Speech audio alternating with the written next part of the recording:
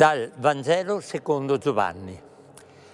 In quel tempo Gesù disse ai suoi discepoli: se mi amate, osserverete i miei comandamenti. Io pregherò il Padre ed egli vi darà un altro paraclito, perché rimanga con voi per sempre.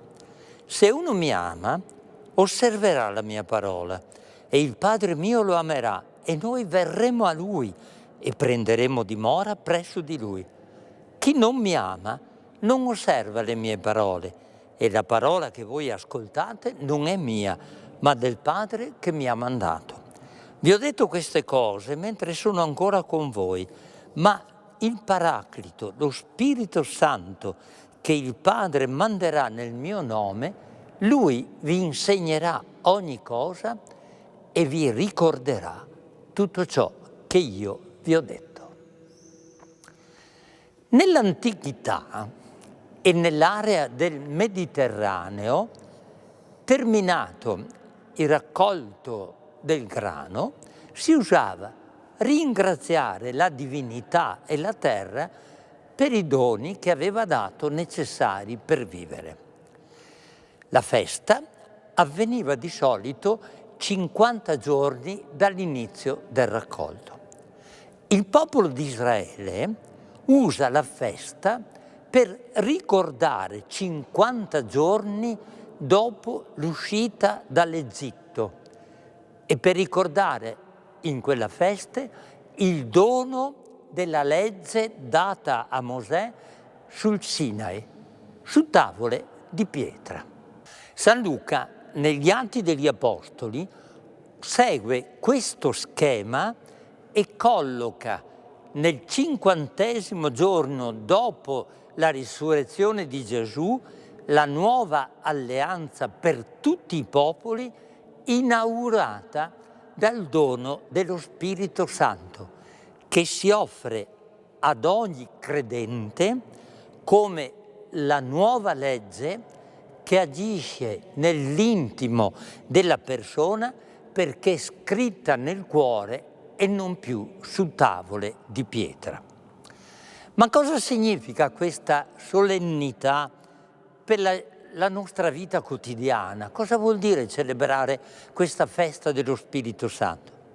Intanto è una festa che ci consegna la forza dal di dentro di abitare quella fraternità che per quanto desiderata e inseguita non riusciamo mai a realizzare. La gelosia, l'invidia, l'ostilità, la distanza tra Caino e Abele rischiano di essere la cifra che caratterizza tutte le nostre relazioni. Nel progetto di Dio, la fraternità doveva essere un dono che abilita a uscire da se stessi, che offre compagnia, che rompe solitudini e che aiuta nel difficile procedere della vita.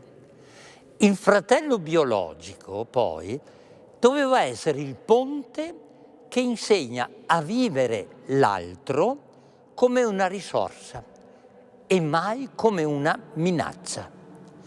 La mano alzata di Caino contro Abele ha rotto questo schema. Il fratello è diventato così l'altro da cui difendersi o da odiare, da allontanare da sé e, se possibile, in qualche caso anche da eliminare. Non solo il fratello biologico può diventare fardello e peso per chi esce da questo progetto del Signore. Ogni altro diventa un concorrente, un fastidio, un oggetto da gestire e da espellere. Per questo, nei Vangeli, le prime chiamate di Gesù sono coppie di fratelli, perché con lui la fraternità ritorna possibile. Ecco la prima conseguenza di questa Pentecoste. Lo Spirito Santo ci rende tutti fratelli contro ogni chiusura e paura dell'altro. Questo significa che le guerre che oggi ci appaiono come incontrollabili e interminabili possono terminare. L'odio che si sedimenta nei popoli in guerra può essere, con la forza dello Spirito di Gesù, fermato e sradicato dal cuore di chi è invitato a vivere e a non annegare nel rancore e nella vendetta.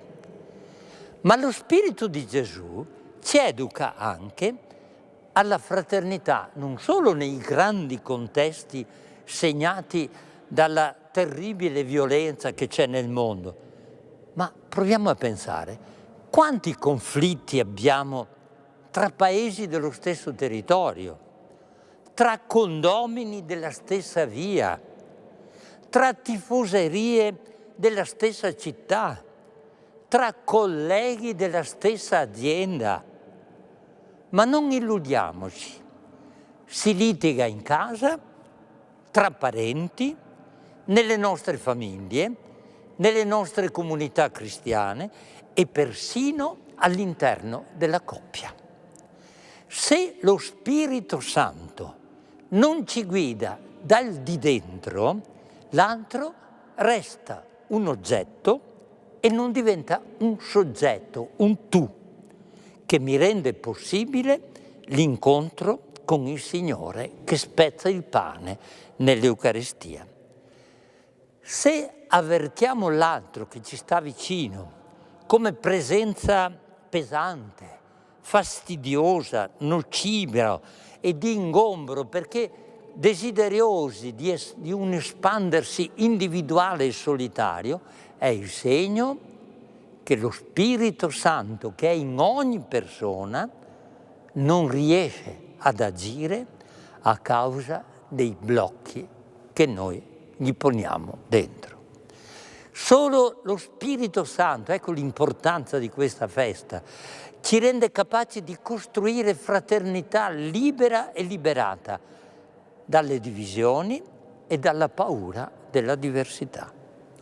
Ma c'è un secondo dono che lo Spirito Santo opera in noi.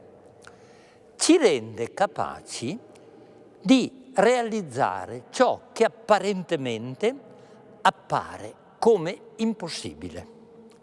Lo Spirito di Gesù ci sradica dalla rassegnazione di chi ripete come un disco incantato che tanto non serve a nulla, oppure che tutto è inutile perché è impossibile.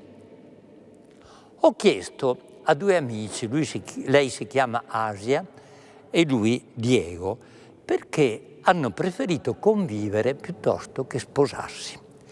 La loro risposta è stata fulminea, perché non crediamo possibile amarsi per tutta la vita. Stiamo insieme finché riusciamo, ma non crediamo all'amore eterno, è impossibile, anche perché il matrimonio, ce lo dicono i fatti, è pieno di tradimenti. Ho risposto a loro che difficile non vuol dire impossibile e che nel rito del matrimonio si invoca sulla coppia il dono dello Spirito Santo perché renda possibile negli sposi ciò che loro potrebbero pensare impossibile.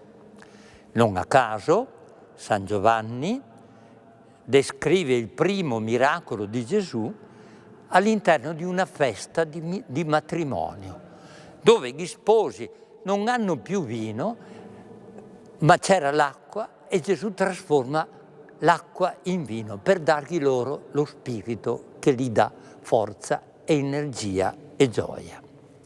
La solennità di Pentecoste quindi ci libera dalla rassegnazione, dal pessimismo che ci prende tutti in questo momento, o peggio ancora, dal fondare l'amore sul tradimento. Lo Spirito Santo ci immerge nella gioia dello scoprire che la speranza è tanto dono di Dio quanto impegno possibile a portata di mano e da costruire e da vivere ogni giorno. Buona festa di Pentecoste a tutti. La preghiera che mi ha fatto nascere il Vangelo per i bambini è questa. Caro Gesù, mio nonno ha l'Alzheimer e sta perdendo la memoria. Oggi, quando ho ascoltato che hai detto ai tuoi discepoli, vi ricorderò tutto ciò che vi ho detto, ho pensato a nonno Dino e ho deciso di pregarti per lui. Avrei voluto chiederti di aiutarlo a ricordare e di restituirgli la memoria. A volte mi chiede come mi chiamo e poi domanda alla nonna chi sono e perché vado spesso a trovarlo. Poi però ho pensato che forse la preghiera migliore è per chi assiste nonno Dino, perché non si scoraggi e non perda la speranza. Donaci il tuo spirito, Gesù. Aiutaci a non dimenticare mai chi sta male, chi è malato, chi ha speso la sua vita per rendere migliore questo nostro mondo. E fa che il tuo spirito, Gesù, ci insegni la strada dell'amore, del perdono e della pace. Grazie Gesù anche per il dono della scuola. Grazie.